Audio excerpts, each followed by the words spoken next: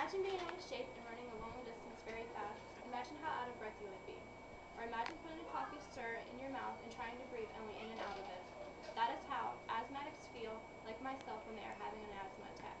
Today I'm going to talk about what asthma is, what causes asthma attacks, and what asthmatics do on a daily basis to control their symptoms.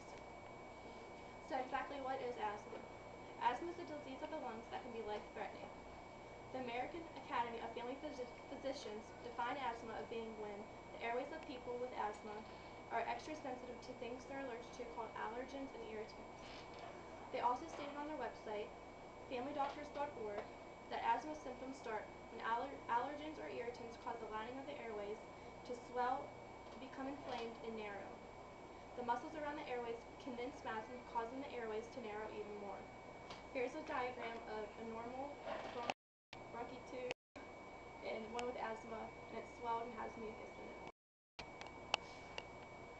On WebMD's website, they stated that in the U.S., 20 million children and adults have asthma. Now that you know about what asthma is, I'm going to tell you what causes someone to have asthma and what triggers the attacks. Asthma is a long-term disease. People like myself who have asthma have to deal with it on a daily basis. On the National Heart, Lung, and Blood Institute's website, they stated that the exact cause of asthma isn't known.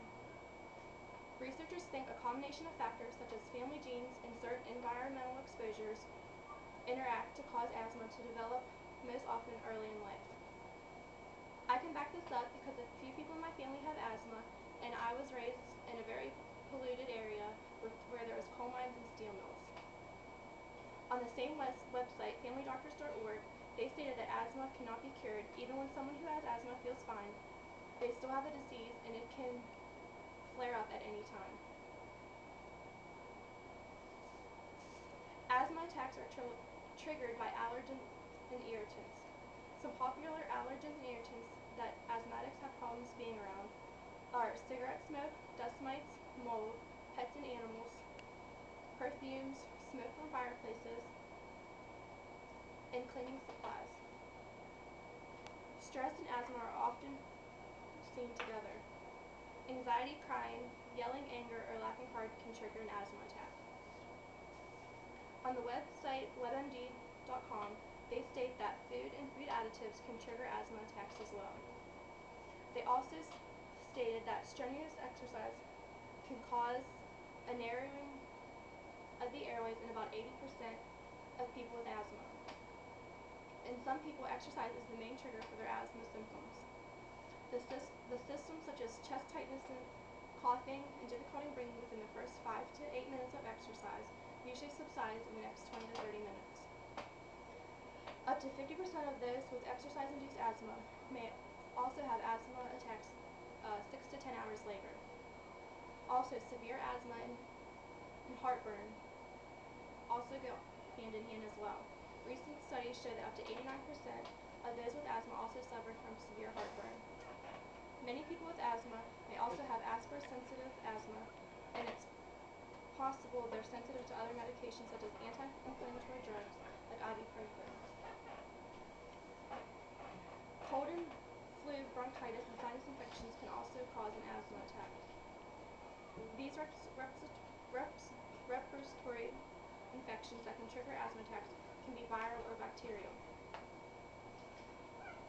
Most asthmatics know their triggers and can usually avoid putting themselves into a situation which causes an asthma attack. As I just discussed, that asthma is hereditary and someone with asthma cannot get rid of it and only control it. I am now going to discuss how asthmatics deal with controlling their asthma on a daily basis. Most asthmatics know what their trigger attacks are and can stay away from them. Severe asthmatics take a controller medication every single day and only use a rescue inhaler when one needs it. On the Controller Medicine Symbicort's website, they state that Symbicort is a controller medication used for severe asthmatics when one is using a rescue inhaler more than twice a week. Here's an example of the Symbicort. A rescue inhaler is a short-acting, quick-release symptom when symptoms like wheezing, coughing, and chest tightness flare. As WebMD described it on their website, a rescue inhaler is to be used when an asthma attack is coming on. Here is an example of a rescue inhaler, Xocanex.